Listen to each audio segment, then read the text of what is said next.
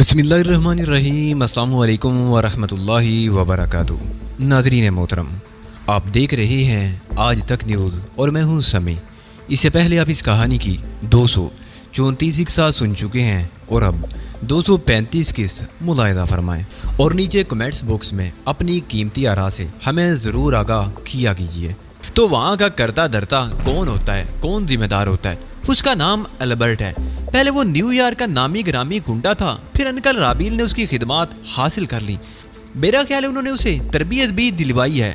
गोया वो एक तरबियत याफ्ता बदमाश है, इंतहाई ख़तरनाक आदमी है। हारून राबील के वो तमाम आदमी जो इस इमारत में होते हैं, उनका चार्ज उसके पास होता है और उसका दायरा कार इमारत के अंदर तक ही महदूद है या वो बाहर के कामों में भी हिस्सा लेता है। ओली बावड़ के आने के बाद तो उसे बाहर के काम भी निपटाने पड़ रहे हैं। पीटर के बारे में मालूमात हासिल करने का काम ओली बावड़ ने उसी के सुपुर्द किया था। ओहो, तो क्या पीटर की निगरानी करने वालों में अल्बर्ट भी शामिल था? नहीं, वो तो खुद निगरानी कर रहा था, मगर मेरा ख्याल है उसे अगवा करने का काम उसी की निगरानी में हुआ। ओली बावड़ इस वक्त हमाकते करने पर उतर आया है। पीटर के हमशक्ल को अगवा करा के उसने एक गैर दानिशमंदाना हरकत की है और अब तक उसे यकीनी तौर पर मालूम हो चुका होगा कि जिस शख्स को उसने अगवा कराया है वो उसका मतलूबा शख्स नहीं। मैं सोच रहा हूँ कि ये मालूम करने के बाद ओली बावड़ मजीद हमाकतों का इर्तिकाब नहीं करेगा। मुझे क्या मालूम? सिल्विया ने कंधे उचकाए। तुम उसके पुराने उरीफ हो, तुम ही बेहतर जान सकते हो कि किन हालात में वो क्या कर सकता है। लकी की गुमशुदगी ने उसे पागल कर रखा होगा। उसकी दानिश में उसकी हमाकत से लकी की असलियत मेरे इल्म में आ चुकी है। अब अपनी बेटी की जान बचाने के लिए वो हर हरबा आजमाएगा। लेकिन पीटर तो एक गैर मुतल्लक शख्स है, उसको अगवा कराने से ओली बावड़ का मकसद क्या हो सकता है? गैर मुतल्लक शख्स कैसे है? मैंने हैरत से कहा। तुम उस शख्स को गैर मुतल्लक कह रही हो जो ओली बावड़ की जान के दर पे है और ओली बावड़ इस बात से वाकिफ भी है। लेकिन लकी वाले मामले से तो उसका कोई ताल्लुक नहीं। उसे अगवा करा के ओली बावड़ अपनी जान तो बचा सकता है, मगर उससे उसकी बेटी को क्या फायदा पहुंचेगा? पीटर के जरिए वो मुझ तक पहुंचना चाह रहा होगा, लेकिन अब उसकी ये उम्मीद दम तोड़ गई होगी। सवाल ये है कि अब वो करेगा क्या? इस वक्त वो पीटर के हम शक्ल पर पीटर का पता जानने के लिए तशद्दुद कर रहा होगा, सिल्विया ने कहा, क्योंकि तुम तक सिर्फ पीटर के जरिए ही पहुंचा जा सकता है। उस पर तशद्दुद करके कुछ हासिल नहीं होगा, इसलिए कि वो बेचारा इस बात से लाइल है कि पीटर कहाँ मुकीम है। अगर उसे यकीन हो गया कि जिस आदमी को उसने अगवा कराया है उसे कुछ मालूम नहीं, तो फिर किसी और के जरिए से पीटर तक पहुंचने की कोशिश करेगा। तुम ठीक कह रही हो, मैंने तेजी से कहा। बिल्कुल सामने की बात है, पहले ही मेरे ज़हन में आ जानी चाहिए थी। मैं फोन की तरफ झपटा, मगर मेरे रिसीवर उठाने से कबल ही घंटी बजने लगी थी। मैंने रिसीवर उठा लिया। दूसरी तरफ पीटर था और खासे गुस्से में मालूम हो रहा था। जिन लोगों ने मेरे हमशक्ल को अगवा किया था वो फिर क्लब में नजर आ रहे हैं। अभी जैक्सन का फोन आया था। मेरे आदमी बहुत बिफरे हुए हैं और वो उन लोगों के खिलाफ कुछ करने के लिए सख्त बेचैन है। और जैक्सन का कहना है कि उन्हें काबू में रखना उसके लिए मुश्किल हो रहा है। मुझे बताओ मैं उसे क्या जवाब दूं? उसे कहो अपने आदमियों को काबू में रखे, मैंने सर्द लहजे में कहा। इस स्टेज पर अगर खेल बिगड़ गया तो मैं भी इसे संभाल नहीं सकूंगा। लेकिन याद रखना, अगर उन्होंने फिर कोई गलत हरकत करने की कोशिश की तो मेरे आदमी खामोश तमाशाई नहीं बनेंगे। हर बात की कोई हद होती है मिस्टर एलन। तुम खुद हाथ पर हाथ धरे बैठे हो और मुझे भी कुछ करने नहीं दे रहे और मामला बर्दाश्त से बाहर हो चुका है। मैं तुम्हें फोन करने ही वाला था कि तुम्हारा फोन आ गया, मैंने पुरसुकून लहजे में कहा। तुम जैक्सन को कोई जवाब दिए बगैर फौरन क्लब की तरफ रवाना करो। मैं भी उधर ही आ रहा हूँ। मैं तुम्हारी इस बात से मुत्तफिक हूँ कि उन लोगों को अब मजीद ढील नहीं दी जा सकती। फोन बंद करके मैं सिल्विया की तरफ मुड़ा। रात के 12 बज चुके हैं। मैंने उससे कहा, क्लब की रौनकें इस वक्त शबाब पर होंगी। शायद तुम्हें नींद आ रही हो, मगर मुझे अफसोस है कि तुम सो नहीं सकोगी। तुम्हें इस वक्त मेरे साथ क्लब चलना है और अल्बर्ट की निशानदेही करनी है। क्या तुम चलने के लिए तैयार हो? मुझे नींद नहीं आ रही, सिल्विया ने कहा। अगर आ रही होती तब भी मैं यहाँ तना रहने पर तुम्हारे साथ चलने को तरजीह देती। चलो, मैं तैयार हूँ। सिल्विया अपना पर्स उठाकर खड़ी हो गई। हम दोनों बड़ी उजलत में होटल से बाहर निकले। सिल्विया की कार की ड्राइविंग सीट मैंने संभाल ली थी। सड़कों पर रश नहीं था, इसलिए तेज रफ्तारी से कार ड्राइविंग करने में कोई दुश्वारी नहीं हो रही थी। तुम बहुत ज्यादा उजलत में हो, सिल्विया ने कहा, और तुम्हारे इरादे भी मुझे नेक नजर नहीं आ रहे। ओली बावड़ को जवाब देना बहुत जरूरी है सिल्विया। पीटर मेरे साथ काम कर रहा है और इस वक्त उसकी हैसियत मेरे साथ ही की सी है। मैं ओली बावड़ को इस बात की इजाजत नहीं दे सकता कि वो जो चाहे मनमानी करता रहे और मैं खामोश बैठा रहूं। उस शख्स को ईंट का जवाब पत्थर से देना बहुत जरूरी है। तुमने मुझे बताया नहीं कि पीटर ने फोन पर तुम्हें क्या इतला दी जिसे सुनकर तुम इतनी तेजी से हरकत में आ गए। जिन लोगों ने उसके हमशक्ल को अगवा किया था वो फिर क्लब में आ गए। पीटर खुद भी कोई शरीफ आदमी नहीं और उसके आदमियों का भी यही हाल है। उसके आदमी काबू से बाहर हो रहे हैं। वो उन लोगों के खिलाफ कुछ करना चाहते हैं। उनका ये रवैया फितरी भी है। बहरहाल मैंने उन्हें कुछ करने से रोक दिया है। उन्हें रोक दिया है तो खुद वहाँ क्या करने जा रहे हो? ओलिवर को उसके अंदाज में जवाब देना जरूरी है। पीटर के आदमी अगर उन लोगों से उलझे तो ख्वाह मुखा खून खराबा होगा। मुमकिन है पुलिस भी उस तरफ मुतवज्जो हो जाए, जबकि मैं ये नहीं चाहता। लेकिन इस वक्त उन लोगों की वहाँ आमद का मकसद क्या है? सिल्विया ने पूछा। तुम्ही ने तो इस इम्कान की तरफ इशारा किया था कि अब वो मेरा सुराग लगाने के लिए पीटर तक पहुँचने की कोशिश करेगा। क्लब में ऐसा कौन है जिसके बारे में ये कहा जा सके कि वो पीटर की मौजूदा क़यामगाह से वाकिफ होगा? पीटर का पार्टनर सियाफाम जैक्सन, मैंने जवाब दिया। सिर्फ उसको पीटर के बारे में इल्म है और मुझे यकीन है कि अब वो जैक्सन को अगवा करने की कोशिश जरूर करेंगे। क्लब के हाथे में सन्नाटा छाया हुआ था और पार्किंग एरिया में अच्छी खासी तारीकी भी मुसल्लत थी। कार पार्क करते हुए हेडलाइट्स की रोशनी में मेरी निगाह स्याह रंग की एक फोर्ड पर पड़ी जो दूसरी कारों से अलग थलग पार्क की गई थी। कार खाली नहीं थी। ड्राइविंग सीट पर एक शख्स बैठा सिगरेट नोशी कर रहा था। ये उन्हीं लोगों की कार है। सिल्विया ने फोर्ड की तरफ इशारा करके बेताबी से कहा। कार ड्राइविंग सीट पर बैठा हुआ शख्स अल्बर्ट है? नहीं, वो अल्बर्ट नहीं हो सकता। सिल्विया ने सर को मनफी जुम्बश दी। अल्बर्ट तो लंबा तड़ंगा आदमी है। मैं और सिल्विया कार से उतर गए। अभी मैं कार का दरवाजा लॉक ही कर रहा था कि हाथे में एक और कार दाखिल हुई। मैंने वो कार पहचान ली। उस कार में पीटर ही हो सकता था। उसने भी हमें देख लिया था, इसलिए उसने अपनी कार हमारी कार के बराबर ही लाकर पार्क की। मैं आगे बढ़कर उसके नजदीक पहुंच गया। मुझे एक रिवाल्वर दरकार है, मैंने पीटर से कहा। आवाज मैंने धीमी रखी थी। मेरे पास रिवाल्वर तो है मगर है एक ही, पीटर ने कहा। उसने भी अपनी आवाज बुलंद नहीं होने दी थी। कोई बात नहीं, वो रिवाल्वर मेरे हवाले कर दो, तुम्हें इसकी जरूरत नहीं पड़ेगी। पीटर ने रिवाल्वर निकाल कर मुझे दे दिया। दफादन मुझे एक ख्याल आया और मैंने पीटर से कहा शायद साइलेंसर की जरूरत भी। पीटर ने कुछ कहे बगैर कार के ग्लू कंपार्टमेंट से साइलेंसर निकाल कर मेरी तरफ बढ़ा दिया। जितनी देर में मैंने रिवाल्वर की नाल पर साइलेंसर फिट किया, पीटर अपनी कार लॉक कर चुका था। इस पूरे अरसे में मैं सियाफाम फोर्ड की जानिब मुतवज्जो हो रहा था। अंधेरे के बायस वो हमारी कार्रवाई नहीं देख सकता था। आओ अब अंदर चलते हैं, वरना वो हमारी तरफ से मशकूक हो जाएगा, मैंने कहा और हम तीनों क्लब के दाखिली दरवाजे की तरफ चल पड़े। सिल्विया, तुम सीधी हाल की तरफ जाओगी। हो सकता है अल्बर्ट वहाँ मौजूद हो। अगर ऐसा हो तो जब मैं वहाँ हूँ तुम आंख के इशारे से मुझे उसकी शिनाख्त करा देना। लेकिन अब मुझे उन लोगों से डर लगने लगा है, सिल्विया ने कहा। मैं तुम्हारे साथ ही रहूंगी। फजूल बातें मत करो सिल्विया, मैंने सख्त लहजे में कहा। हम तीनों में सबसे ज्यादा मजबूत पोजीशन तुम्हारी है, तुम पर कोई आंच नहीं आएगी, बेफिक्र रहो। सिल्विया ने फिर कुछ नहीं कहा और सीधी हाल की तरफ चली गई। क्लब के मुलाजमीन ने पीटर को पहचान कर उसकी तरफ बढ़ने की कोशिश की, मगर मेरे कहने पर पीटर ने उन्हें खुद से दूर रहने का इशारा कर दिया था। मैं इससे कबल भी 2 बार वहां आ चुका था, मगर इस वक्त तो उनके तेवर कुछ और ही नजर आ रहे थे। वो सभी इस बात से वाकिफ थे कि अगवा होने वाला पीटर नहीं था, बल्कि वो मुलाजिम था जिसके मेकअप में खुद पीटर था। शायद यही वजह थी कि सिर्फ उनके तेवर खराब थे। अगर वाकई पीटर अगवा हो गया होता तो अब तक वो ओलिवर के आदमियों की टिक्का बोटी कर चुके होते। जैक्सन वहाँ होगा? मैंने धीमी आवाज में पीटर से पूछा। हाँ, मेरा ख्याल इस वक्त उसे मेरे ऑफिस में होना चाहिए, पीटर ने जवाब दिया। बस तो उधर ही चलो, मैंने कहा और हम हाल से रायदारी में चलते हुए पीटर के ऑफिस की तरफ बढ़े। तकरीबन 20 फीट के फासले पर रायदारी जाविया कायमा बनाती हुई हाल के मुतवादी घूम गई थी। वहां पीटर ने अपना ऑफिस बना रखा था। उस बोर्ड से मुड़ते ही मैं एक झटके से रुक गया। पीटर के ऑफिस के दरवाजे पर 2 मुसल्लह अफराद खड़े नजर आ रहे थे, जो किसी भी लम्हे हरकत में आने को तैयार मालूम हो रहे थे। झिझकने की जरूरत नहीं, पीटर ने कहा। यह क्लब के ही मुलाजिम है। जैक्सन ने एहतियातन उन्हें यहाँ मुतय्यन किया होगा। इनसे कहो यहाँ से चले जाएं और अपनी ड्यूटियां अंजाम दें। किसी किस्म के खौफ व हिरास में मुब्तला होने की बिल्कुल जरूरत नहीं। पीटर ने मेरे कहने के मुताबिक अमल किया और वह दोनों सर को मोदबाना अंदाज में खम करके वहां से चले गए और मैं और पीटर दरवाजा खोलकर अंदर दाखिल हो गए। दरवाजा खुलने पर अंदर मौजूद जैक्सन ने चौंक कर हमारी तरफ देखा और हम दोनों को देखकर वो मुजरिमाना अंदाज में खड़ा हो गया। तुमने मुझे जवाब देने की भी जरूरत महसूस नहीं की, उसने शिकायती अंदाज में पीटर से कहा। मैंने अभी तुम्हारे होटल फोन किया था तो मालूम हुआ कि तुम कमरे में मौजूद ही नहीं हो। अब हम खुद आ गए हैं जैक्सन, पीटर की बजाय मैंने जवाब दिया। अपने आदमियों से कहो कि वो पुरसुकून रहे। आओ यहाँ मेरे पास आओ, मैं तुम्हें उन लोगों की हरकतें दिखाता हूँ। जैक्सन ने मुझे अपने करीब आने का इशारा किया और मैं उसके नजदीक पहुंच गया। उसने कमरे की लाइट ऑफ की और बाएं जाने वाला पर्दा सिरकाया।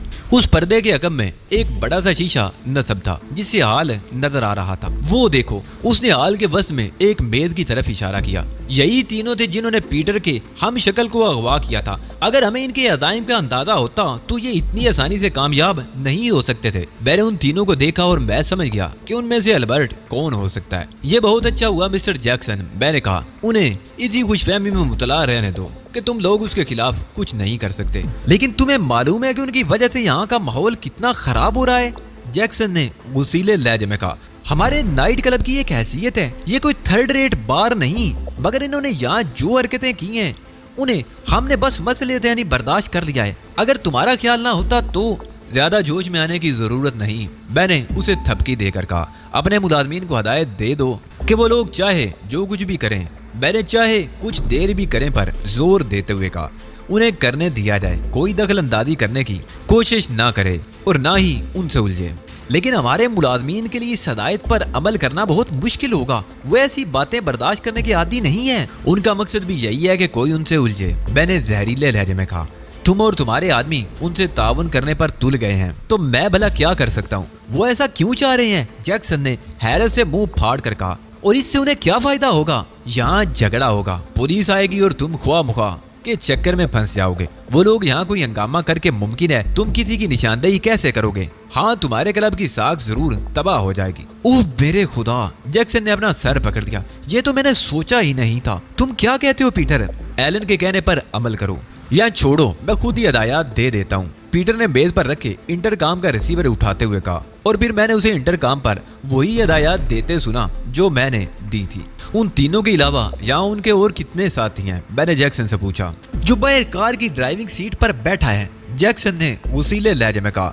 ऐसा लगता है कि ये लोग कुछ करने के इरादे से यहाँ आए हैं। उनके इरादों का मुझे खूब अंदाजा है, मैंने कहा, लेकिन उनकी हरकतें लफंगों की सी हैं। ये लोग ये जाहिर करना चाहते हैं कि उन्हें किसी का कोई डर खौफ नहीं। इस तरह गोया अपनी दानिश में ये फरीक मुखालिफ को मरूब कर रहे हैं। अगर ये अक्लमंद होते तो अपना काम करके यहाँ से निकल चुके होते। लेकिन तुम तो कह रहे थे कि यहाँ हंगामा बर्पा करने की गर्ज से आए हैं, पीटर बोला। वो मैंने सिर्फ इसलिए कहा था कि तुम मेरी बात मानने में पसो पेश कर रहे थे। ओह, वो तीनों टेबल से उठ गए और हाल के दरवाजे की तरफ जा रहे हैं। दफदन मैंने जैक्सन की आवाज सुनी। ठीक है, मैंने हाल में एक नजर डालकर पर्दा बराबर कर दिया और कमरे की लाइट जला दी। अब हम जा रहे हैं मिस्टर जैक्सन। हमारे जाने के बाद कम से कम 15 मिनट तक तुम ऑफिस से बाहर नहीं निकलोगे। मैं पीटर के साथ ऑफिस से बाहर निकल आया। अगर वो लोग सामने पड़ जाएं तो उनसे अपना चेहरा छुपाने की कोशिश करना, मैंने पीटर से कहा और उसने खिलाफ तवक्को कोई जीरा किए बगैर इस बात में सर हिला दिया। रायदारी के मोड़ से कदमों की आवाजें उभर रही थी, जिसका मतलब था कि वो लोग इसी तरफ आ रहे हैं। और फिर जिस वक्त हम मुड़ रहे थे उसी वक्त वो लोग भी रायदारी के मोड़ पर नमूदार हुए। मैं और पीटर उनकी तरफ देखे बगैर मुंह फेर कर तेजी से आगे बढ़ गए। मुझे यकीन था कि वो हम दोनों में से एक का भी चेहरा नहीं देख सके होंगे। ताम वो रुक गए थे और हमें अकब से घूर रहे थे। बाहर की तरफ निकल चलो, मैंने सरगोशियाना अंदाज में पीटर से कहा और हम क्लब के आते में निकल आए। मैं पीटर के साथ एक अंधेरे गोशे की तरफ बढ़ता चला गया। तुम यहीं ठहरो, मैं जरा उस ड्राइवर से निमट लूं। मेरी वापसी तक इस जगह से मत हिलना, मैं नहीं हिलूंगा, पीटर ने बर्राई हुई आवाज में कहा। लेकिन वो लोग ऑफिस की तरफ क्या करने गए हैं? जो कुछ भी करने गए हैं वो अभी तुम्हारे सामने आ जाएगा। वक्त ज्यादा नहीं, मैं जा रहा हूँ। मैं पार्किंग लॉट की तरफ बढ़ गया। इस बात का मैंने ख्याल रखा था कि स्याह फोर्ड के सामने ना आने पाऊं। फिर पार्किंग लॉट में पहुंचकर मैं ऊंधे मुंह जमीन पर लेट गया। मुझे अंधेरे की पनाह हासिल थी, मगर उसके बावजूद एहतियात लाजमी थी। अंधेरा वैसे भी इतना ज्यादा नहीं था कि आदमी भी नजर ना आ सके। मैं मुख्तलिफ कारों की आड़ लेता, कभी घुटनों के बल चलता और कभी रेंगता हुआ आगे बढ़ता रहा, यहाँ तक कि मैं फोर्ड के नजदीक पहुंच गया। अब फोर्ड मुझसे कोई 10 फीट के फासले पर थी। जो शख्स पहले ड्राइविंग सीट पर बैठा नजर आया था, अब वो कार के बोनट पर पैर रखे खड़ा था। उसके हाथ में जलती हुई सिगरेट अब भी दबी हुई थी। अब वो मुंतजिर निगाहों से क्लब के दरवाजे की तरफ देख रहा था। उसकी पुश्त मेरी तरफ थी, मैं एक कार की आड़ में था। अगर उसका रुख मेरी तरफ होता तब भी मैं उसे नजर नहीं आ सकता था। उसके साथ ही किसी भी लम्हे क्लब से बाहर आ सकते थे और मुझे उनके आने से कबल ही उस पर काबू पा लेना था। इसलिए मैंने देर करना मुनासिब नहीं समझा और कार की आड़ से निकलकर दबे कदमों उसकी तरफ बढ़ने लगा। वो अपने ऊपर नाज़िल होने वाली मुसीबत से बेखबर सिगरेट के कश लिए जा रहा था। मैं जरा सी भी आहट पैदा किए बगैर उसकी तरफ बढ़ रहा था। उसे बिल्कुल आखिरी वक्त में अपने अकब में किसी खतरे का एहसास हुआ, मगर वक्त गुजर चुका था और बाजी पूरी तरह मेरे काबू में आ चुकी थी। मैं उस पर झपट पड़ा और उसकी गर्दन मैंने अपने बाजू की गिरफ्त में ले ली थी। उसके हाथ से सिगरेट छूटकर गिर पड़ी। उसने गालिबन चीखने की कोशिश भी की थी, मगर उसके हल्क से निकलने वाली आवाजें खरखराहट की रूह से आगे नहीं बढ़ सकी। उसने मचलकर मेरी गिरफ्त से निकलने के लिए जितने ज्यादा हाथ पैर मारे, इतना ही उसकी गर्दन पर मेरी गिरफ्त मजबूत होती चली गई और आखिरकार उसकी जिद्दोजहद दम तोड़ गई। मैंने आखिरी झटका देकर उसकी गर्दन छोड़ दी और वो किसी कटे हुए शैतीर की तरह कार के बोनेट से टकराता हुआ जमीन पर ढेर हो गया। सांस की डोरी का रिश्ता उसके जिस्म से मुनक़ते हो चुका था। मैंने क्लब के दरवाजे पर एक निगाह डाली। अभी तक उन तीनों में से कोई भी बरामद नहीं हुआ था। मैंने जल्दी से उसकी लाश घसीटकर कार के नीचे कर दी। अब कोई नजदीक आकर भी उसे नहीं देख सकता था। इस काम से फारिग होकर मैं कुछ फासले पर खड़ी कारों के दरमियान जाकर छुप गया और उन लोगों के बाहर निकलने का इंतजार करने लगा। मुझे ज्यादा देर इंतजार नहीं करना पड़ा। जल्दी वो तीनों बाहर निकलते नजर आए। जैक्सन को दो अपराध ने अपने दरमियान ले रखा था और उससे लगकर चल रहे थे। साफ जाहिर था कि उन दोनों की जेबों में रिवाल्वर मौजूद हैं, जिनके जोर पर वो जैक्सन को भी अगवा करके लिए जा रहे हैं, पीटर का पता मालूम करने के लिए। हालांकि अगर वो चाहते तो ये काम यहाँ भी कर सकते थे। मैंने साइलेंसर लगा हुआ रिवाल्वर निकालकर हाथ में ले लिया। अब उसके इस्तेमाल का वक्त करीब आ गया था। मैं सांस रोके उन लोगों के करीब आने का मुंतजिर था। अपनी कार तक पहुंचने के लिए उन्हें मेरे करीब से ही गुजरना था और मैं उनका स्वागत करने के लिए पूरी तरह तैयार था। 1 मिनट से भी कम अरसे में वो मेरे नजदीक पहुंच गए। पहले वो दोनों मेरे सामने से गुजरे जिन्होंने जैक्सन को कवर कर रखा था। अल्बर्ट उनसे चंद कदम पीछे था। मैं अपना लाए अमल तय कर चुका था। उसी लम्हे जैसे ही अल्बर्ट मेरे नजदीक पहुंचा, मैंने अपना रिवाल्वर वाला हाथ बुलंद किया। फिर मेरी उंगली ने ट्राइगर पर महज 1 लम्हे के फर्क से 2 बार दबाव डाला। खटखट की हल्की सी 2 आवाजें उभरी और जैक्सन को कवर करने वाले दोनों अपराध की गुदियों में सौराख हो गए। कबल इसके कि अल्बर्ट कुछ समझ पाता, मैं उसके सर पर पहुंच चुका था। अपने हाथ बुलंद कर लो अल्बर्ट, मैंने खौफनाक लहजे में कहा, वरना मेरा निशाना तो तुम देख ही चुके हो। अल्बर्ट ने भी इख्तियार अपने हाथ बुलंद कर दिए। मैं उसके सामने उससे चंद कदम के फासले पर खड़ा था और वहाँ इतनी रोशनी तो थी कि वो मेरे हाथ में दबे हुए रिवाल्वर को देख सकता था। इसकी तलाशी लो जैक्सन, मैंने हैरान और परेशान जैक्सन से कहा, और इस दौरान में अगर तुमने कोई होशियारी दिखाने की कोशिश की तो मेरा निशाना तो तुम देख ही चुके हो। मुझसे किसी रियायत की तवक्को मत रखना। अल्बर्ट ने तलाशी के दौरान कोई हरकत नहीं की। उसे तो सांप ही सूंघ गया था। शायद उन लोगों ने क्लब में जो हरकतें की थी वो इसलिए थी कि पीटर के आदमियों को तोल सके। उनसे किसी ने कुछ नहीं कहा तो वो बेखौफ हो गए। उन्हें यकीन हो गया कि पीटर के आदमियों में इतनी जान ही नहीं कि किसी किस्म की मुदाहमत कर सके। ये यकीन हो जाने के बाद जब उन पर अचानक मुसीबत नाजिल हुई तो जाहिर उसे हवास बाख्ता होना ही था। लेकिन बदकिस्मती से हवास बाख्ता होने के लिए अब सिर्फ एक ही शख्स रह गया था। बकिया 3 तो मुल्क अदम को सुधार चुके थे। इसके पास से एक चाकू और एक पिस्तौल बरामद हुआ है। जैक्सन ने उसकी तलाशी मुकम्मल करने के बाद कहा, ये तुम रख लो और जरा जल्दी से अपने 2-3 आदमी बुला लो ताकि ये लाशें ठिकाने लगाई जा सके। जैक्सन बड़ी तेजी से क्लब की तरफ मुड़ गया। उसी वक्त मैंने अल्बर्ट की आवाज सुनी, तुम कौन हो और क्या चाहते हो? उसने फंसी सी आवाज में पूछा। ये सवाल तो मुझे करना चाहिए था, मैंने तंजिया लहजे में कहा। पहले तुम पीटर को अगवा करके ले गए और अब फिर यहाँ से एक आदमी को अगवा करके ले जाना चाह रहे थे। इन लोगों से हमारी पुरानी दुश्मनी है, लेकिन तुम कौन हो इनमें से तो नहीं मालूम होते। हमारा तुमसे कोई झगड़ा नहीं, तुम दरमियान से हट जाओ। मैं सोच रहा था कि तुमसे रियायती सलूक करूंगा, लेकिन ये झूठ बोलकर तुम उस रियायत से भी महरूम हो रहे हो जो मैं तुम्हें देने वाला था। अगर मुझे कोई नुकसान पहुंचा तो तुम बच नहीं सकोगे। हमारा गिरोह बहुत बड़ा है और तुम्हें पूरे अमेरिका में कहीं पनाह नहीं मिलेगी। खुद को नुकसान से बचाना चाहते हो तो अपनी चूंच बंद रखो, मैंने बड़े खराब लहजे में कहा। इस वक्त तुम मेरे रहमो करम पर हो और मैं तुम्हारी हरदा सराइयां सुनने के मूड में बिल्कुल भी नहीं हूँ। अल्बर्ट ने चुप साध ली। मेरे लहजे से उसने अंदाजा कर लिया था कि अब उसके साथ किसी किस्म की रियायत नहीं बरतूंगा। वो अपने हाथ बुलंद किए खड़ा रहा। चंद मिनट बाद जैक्सन 3 आदमियों के साथ वापिस आ गया। इन लाशों को ठिकाने लगाना है, जैक्सन ने उन लोगों से कहा जिन्हें वो अपने साथ लाया था। इन्हें ठिकाने नहीं लगाना बल्कि फोर्ड की डिक्की में ठूंसना है। फोर्ड की चाबियां इग्निशन में ही होंगी। फोर्ड के नीचे भी एक लाश पड़ी है, उसे भी कार की डिक्की में ठूंस कर डिक्की बंद कर दो। और जैक्सन तुम मेरे करीब आओ। जैक्सन मेरे नजदीक आ गया तो मैंने उससे कहा वो पीटर को बुला लाए जो अंधेरे गोशे में छुपा मेरा इंतजार कर रहा होगा। जैक्सन पीटर को बुलाने चला गया और उसके आदमी तीनों लाशें फोर्ड की डिक्की में ठूंसने में मसरूफ हो गए। वो बड़ी तेजी और महारत से काम कर रहे थे। चंद ही लम्हों में पीटर भी आ गया। मुझे जैक्सन ने बताया है, उसने पुरजोश अंदाज में कहा कि तुमने तनाव उन सब पर काबू पा लिया है। काबू में तो सिर्फ एक ही दरिंदा आया है, बकिया 3 तो हमेशा के लिए काबू से बाहर हो गए। मेरी बात सुनकर पीटर जोर से हंसा। वाकई तुमने कमाल कर दिया। उसने कहा मैं बहुत खुश हूँ, लेकिन इन लाशों को किस तरह ठिकाने लगाओगे? लाशें वही ठिकाने लगाएगा जिसने इन गधों को यहाँ भेजा था। हमारे पास ज्यादा वक्त नहीं, वरना इन लाशों को पैकेट बनाकर बड़े तमाम से उनकी खिदमत में रवाना करते। क्या मतलब? पीटर ने चौंक कर कहा। तुम क्या करना चाह रहे हो? अभी बताता हूँ, मैंने कहा और जैक्सन से मुखातिब होकर बोला तुम यहाँ आकर जरा रिवॉल्वर संभालो और इसे कवर किए रहो। मेरा इरादा इसे जान से मारने का नहीं, लेकिन अगर ये कोई हरकत करने की कोशिश करे तो तुम इसे बेदरीक गोली मार सकते हो। हमें इसकी जिंदगी की कोई खास जरूरत भी नहीं है। जैक्सन ने मुझे रिवॉल्वर ले लिया और अल्बर्ट को कवर करके खड़ा हो गया। मैंने फोर्ड के नजदीक जाकर उन लोगों के काम का जायजा लिया। डिक्की में आखिरी आदमी ठूंसा जा रहा था। तीनों लाशें डिक्की में ठूंसे जाने के बाद डिक्की बंद होने की गुंजाइश नहीं रह गई थी। कुछ भी करो, मैंने उन लोगों से कहा, लेकिन डिक्की बंद होना जरूरी है। उन लोगों ने डिक्की बंद करने की कोशिशें शुरू कर दी और चंद मिनट के बाद किसी न किसी तरह डिक्की बंद करने में कामयाब हो ही गए। अब तुम लोग जाओ, तुम्हारा काम खत्म हो गया, मैंने उन लोगों से कहा, मगर जाने की बजाय वो इस्तेफामिया अंदाज में पीटर की तरफ देखने लगे।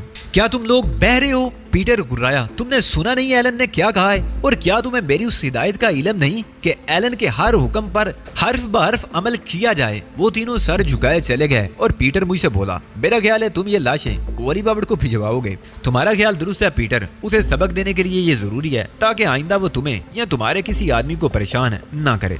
लेकिन इस शख्स का भी तो मसला है जिसे जैक्सन ने कवर कर रखा है, इसका क्या करोगे? इसका नाम अल्बर्ट है और ये हारून राबील का एक अहम आदमी है। मैंने कहा इसे हम यरगमाल बनाएंगे और इस पर तशद्दुद करके इससे मालूमात हासिल करने की कोशिश करेंगे। यहाँ कोई महफूज जगह है?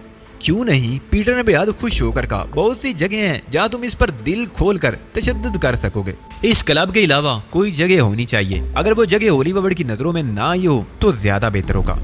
ये जमानत तो बहरहाल नहीं दी जा सकती। मेरे कौन कौन से ठिकाने उसकी नजरों से ओझल हैं। ताम ये जरूरी है कि वहाँ कितनी चीखो पुकार क्यों ना हो, आवाजें बाहर नहीं जा सकेंगी। इतना भी बहुत है। मैंने एक तवील सांस लेकर कहा, आओ अब दीगर इंतजामात भी कर लें।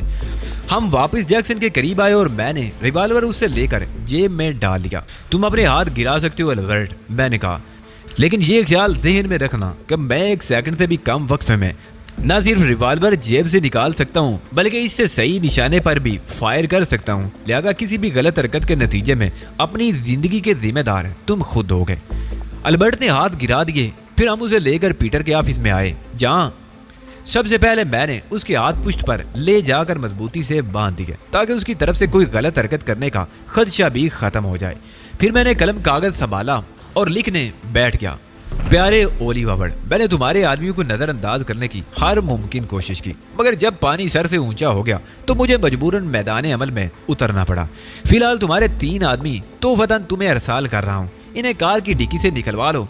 तुम्हें सुबह 10 बजे तक की मोहलत दी जा रही है। पीटर के जिस आदमी को तुमने कैद कर रखा है, अगर उसे ना छोड़ा तो फिर तुम्हें अल्बर्ट का तोहफा रवाना किया जाएगा और उसके बाद बराह रास्त तुम्हारे खिलाफ कार्रवाई की जाएगी।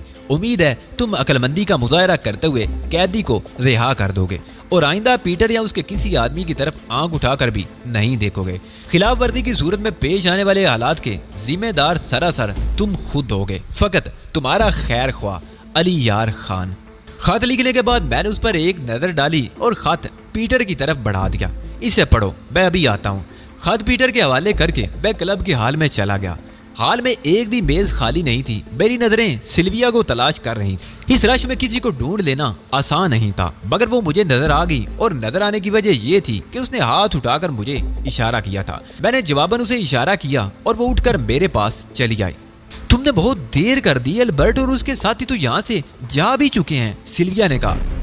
मैं कोई जवाब दिए बगैर उसे बाहर ले आया। अंदर बहुत शोर था और चिल्लाकर बात करना मुझे कतन पसंद नहीं।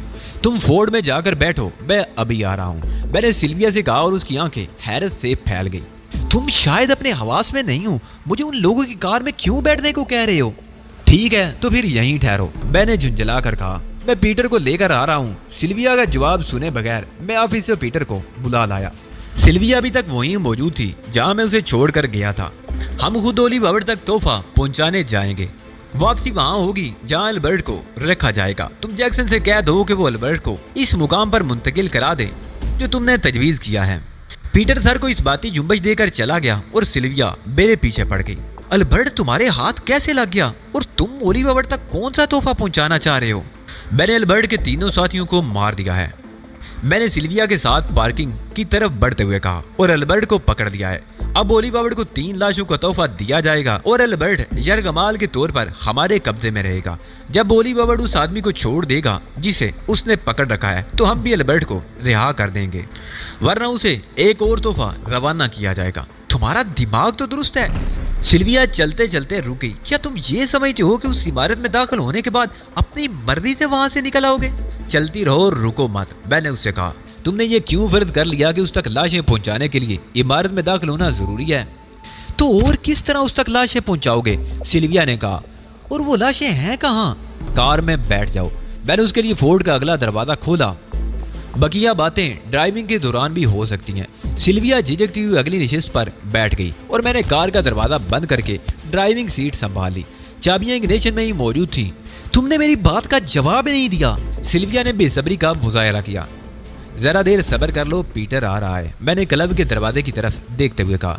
मैंने हदायत दे दी हैं, जैक्सन को वो मुंतकिल करने के इंतजामात कर रहा है। पीटर ने कार के नजदीक आकर मुझसे कहा, ठीक है तुम वो खत मेरे हवाले करो और अपनी गाड़ी में मेरे पीछे आओ। पीटर से खत लेकर मैंने कार स्टार्ट करके चला दी। तुमने उससे कौन सा खत लिया है? सिल्विया ने एक और सवाल किया। खुद पढ़कर देख लो, मैंने बेजारी से खत उसकी तरफ बढ़ा दिया और उसने कार की अंदरूनी लाइट जलाकर खत पढ़ना शुरू कर दिया। पूरा खत पढ़ चुकने के बाद वो इज़्यानी अंदाज में मुझसे बोली, तुमने मुझे इस गाड़ी में क्यों बिठा दिया? इसमें तो 3 लाशें भी मौजूद हैं, तुमने मुझे पहले क्यों नहीं बताया? मैं तुम्हें पहले बता देता तो तुम क्या करती? मैंने तंजिया लहजे में पूछा। मैं इस गाड़ी में हरगिज़ ना बैठती। लाशों के साथ सफर करने का तसव्वुर भी मेरे लिए नाकाबिले बर्दाश्त है। बेवकूफ़ी की बातें मत करो सिल्विया, मैंने नाखुशगवार अंदाज में कहा। लाशें तुम्हें खा नहीं जाएंगी। तुम्हें क्या मालूम कि मुझ पर क्या गुजर रही है? सिल्विया ने जुर्जुरी ली। खुद पर काबू पाने की कोशिश करो सिल्विया, वरना मैं तुम्हें रास्ते में ही उतार दूंगा, मैंने उसे धमकी दी। मेरी धमकी कारगर साबित हुई और सिल्विया ने ताज़ा हवा में चंद गहरे गहरे सांस लिए और मुझसे कहा, अगर तुमने मुझे कार से उतार दिया तो शायद मारे खौफ के मैं बेहोश ही हो जाऊंगी। तुम्हें डरने की जरूरत नहीं, तुम तो इस वक्त ओलिवर का सबसे अहम मोहरा हो। क्या उन लोगों ने क्लब में तुम्हें देखकर किसी रद्द-ए-अमल का इजहार किया था? मैं इस बात पर हैरान हो रही थी। उन लोगों ने मुझे यूं देखा जैसे उन्होंने जिंदगी में पहले कभी ना देखा हो, हालांकि वो सभी मुझसे अच्छी तरह वाकिफ हैं। वो तुम्हें देखकर सिर्फ अनजान ही नहीं बनेंगे, बल्कि ये जाहिर करने की कोशिश करेंगे जैसे उन्होंने तुम्हें देखा ही ना हो। तुम बिल्कुल ठीक कह रहे हो। मैंने भी यही महसूस किया था कि उनकी निगाहें मुझ पर इत्तफाकन ही पड़ गई थी। उसके बाद सभी ने मेरी तरफ देखने से गुरेज किया। अगर उनमें से कोई तुम्हें नजर भर कर भी देख लेता तो इज़हारे शनासाई लाजिम हो जाता जो उनके खिलाफ जाता। इसलिए वो यही जाहिर करेंगे जैसे उन्होंने तुम्हें देखा ही ना हो। उन्हें इस सिलसिले में खास हदायत दे दी गई होंगी। मेरे इल्म में तो यही है ना कि तुम उनसे बगावत करके मुझसे आ मिली हो। सिल्विया किसी सोच में पड़ गई, फिर चंद लम्हे बाद बोली, मेरी पोजीशन बहुत नाजुक हो गई है। ओलिवर को जब ये मालूम होगा कि मैं अपनी असल शक्ल सूरत में बरसरे आम देखी गई हूँ तो वो क्या सोचेगा? जबकि तुम मेकअप के माहिर भी हो, क्या वो इस पहलू पर गौर नहीं करेगा कि तुमने उनसे बरगश्ता एक लड़की को मेकअप करके तहफ़्फ़ुज़ फराहम करने की बजाय इस तरह मंदिर आम पर क्यों आने दिया? तुम बहुत ज़हीन हो सिल्विया, मैंने तहसीन अमेज़ लहजे में कहा। यह नुक्ता वाकई बहुत अहम है, मगर जल्दी में मैं इस तरफ तवज्जो नहीं दे सका था। फिर मेरा क्या बनेगा? मैं तो खतरे में पड़ गई। उसके बावजूद तुम्हें कोई खतरा नहीं, मैंने कहा। अगर मैंने इम्तिहानन तुम्हें तुम्हारी असल शक्ल सूरत में उन लोगों के सामने भेजा होता तो तुम्हें मेरी तरफ से खतरा हो सकता था। उनके इस रवैये से तुम्हारी पोजीशन मेरी नजरों में मशकूक हो सकती थी, मगर अब ऐसा नहीं है। तुम मुझे चूंकि सब कुछ बता चुकी हो, लिहाजा मेरी तरफ से तुम्हें कोई खतरा नहीं है। मगर ओलिवर का क्या बनेगा? वो तो यही सोचेगा कि तुम मेरी तरफ से मशकूक हो चुके हो और फिर मुमकिन है वो मुझे भी वापस बुलाने की कोशिश करे। ये मुमकिन है, मगर मेरे पास इसका तोड़ भी मौजूद है। तुम उसे ट्रांसमीटर पर इतला दोगी के क्लब में उनके लोगों से सामना होने पर तुमने अली यार खान को बहुत बुरा भला कहा और अली यार खान ने इस गलती पर शर्मिंदगी का इजहार करते हुए तुम्हारे चेहरे पर मेकअप कर दिया है और तुम्हें ओलिवर के खिलाफ इस्तेमाल करने का ख्वाह है। हाँ, इस तरह मुमकिन है बात बन जाए। सिल्विया सोच में डूबे हुए लहजे में बोली। फिर उसने चौंक कर कहा, तुमने कितने आदमियों की मदद से उन चारों पर काबू पाया था? मदद तो किसी की भी नहीं ली, मैंने तनाई उन सब पर काबू पाया है। मैं उन सब को जानती हूँ, वो सब के सब खतरनाक लोगों में शुमार होते हैं, मगर तुम भी तो आखिर किसी बरते बारी ओलिवर के मद्दे मुकाबिल होने के दावेदार होगे। मैंने जवाब में कुछ नहीं कहा। हम शहर से बाहर निकल आए थे और थोड़ी देर बाद उस इमारत तक जाने वाली सड़क शुरू होने वाली थी। लेकिन तुमने ये नहीं बताया कि ओलिवर तक लाशें पहुंचाने के लिए क्या तरीका इख्तियार करोगे। इमारत से कुछ फासले पर कार खड़ी करके हम वापस आ जाएंगे। उनका कोई आदमी अपनी गाड़ी देखकर उसके करीब जरूर आएगा और उसकी नजरें उस पर्चे पर जरूर पड़ेंगी जो मैं स्टीयरिंग से बांध दूंगा। इस तरह लाशें भी उस तक पहुंच जाएंगी और मेरा पैगाम भी। सुबह होने से कबल तो किसी का गुजर उस तरफ से नहीं होगा। सिल्विया ने कहा, तो क्या सुबह तक कार यूं ही खड़ी रहेगी? क्या फर्क पड़ता है, उस सड़क से गाड़ियां तो गुजरती नहीं होंगी। हाँ, वो आम गुजरगाह नहीं है, मगर कभी कभार कोई भूला भटका उस तरफ से भी गुजर ही जाता है। और पुलिस, बगैर तलब किए पुलिस के वहां आने का क्या काम? सिल्विया ने कहा, पुलिस तो हाईवे पर पेट्रोलिंग करती है और हाईवे वहां से कई मील के फासले पर है। आसपास किसी किस्म की आबादी भी नहीं है। ठीक है, इसका भी कोई तरीका सोचेंगे, मैंने कहा।